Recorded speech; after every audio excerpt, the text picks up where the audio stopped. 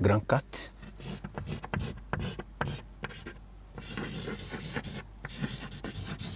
Les enjeux existentiels.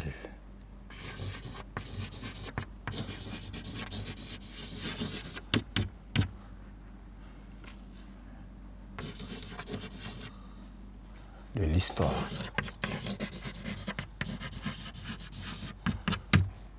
En petit 1, nous allons parler de l'influence négative de l'histoire.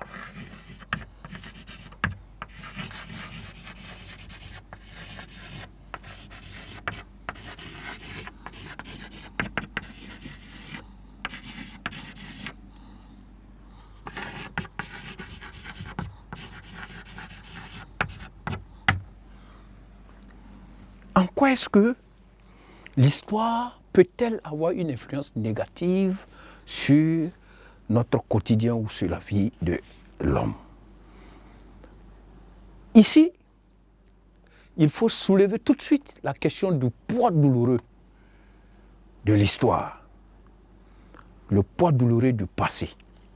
Le passé, certainement, laisse des souvenirs douloureux. Et si on se réfère à ces souvenirs-là, c'est un poids lourd que nous allons traîner. Et cela peut susciter quoi? Cela peut susciter de la vengeance. Voilà. Donc, pour pouvoir aller de l'avant, nous devons pouvoir oublier cela. Ou bien, nous devons pouvoir pardonner.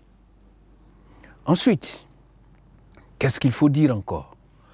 Il faut dire que l'histoire vise à faire connaître le passé et nous permettre de tirer des leçons de ce passé-là pour prévoir l'avenir.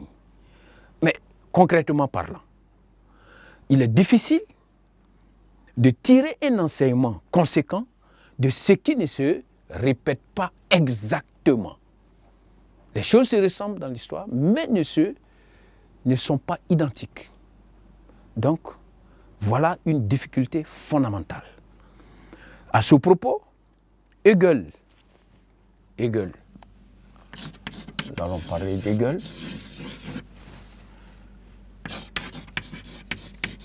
1970-1831, qu'est-ce qu'il dit? Hegel dit que s'il suffisait simplement de connaître les anciennes erreurs qui ont été commises pour ne plus les commettre, la paix régnerait sur la terre depuis longtemps.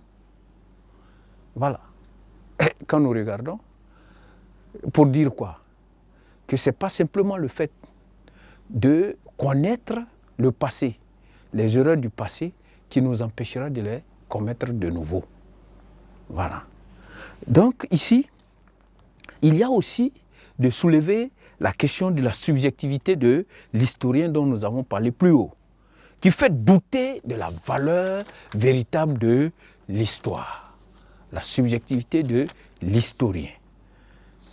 On voit que certains historiens écrivent tout simplement pour louer leur patrie, voilà, au détriment des autres, pour montrer leur supériorité, etc. Bien, ou encore pour défendre des intérêts cachés. Voilà, ça c'est évident. Nous allons par la suite passer maintenant au petit 2 qui va concerner les avantages de la connaissance historique.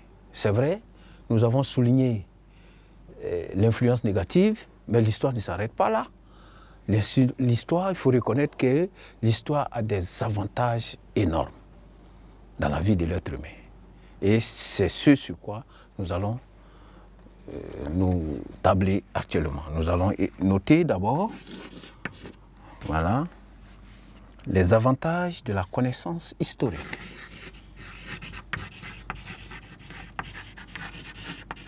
Les avantages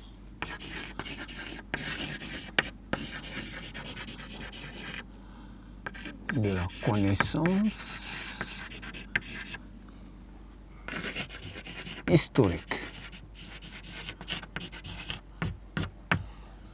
Donc, bien vrai que l'histoire a des inconvénients, mais quels sont les avantages que nous pouvons tirer de l'étude de l'histoire? Il y a d'abord que l'histoire est d'une importance inestimable. Inestimable. À ce niveau, il y a la question de l'identité culturelle.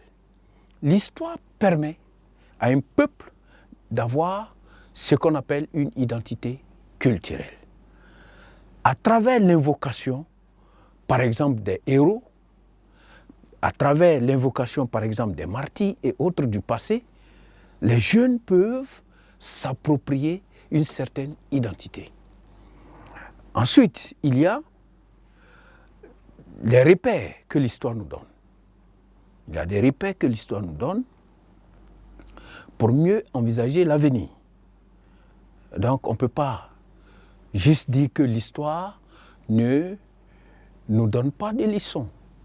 On peut quand même tirer elle nous donne des orientations, des repères qui nous permettent aussi de mieux nous organiser, de mieux envisager l'avenir. Il y a le fait aussi que l'histoire nous aide à comprendre l'évolution de l'humanité. L'histoire nous aide à comprendre l'évolution de l'humanité dans son ensemble. Il faut retenir également que l'histoire conduit les hommes à acquérir une certaine conscience collective d'eux-mêmes.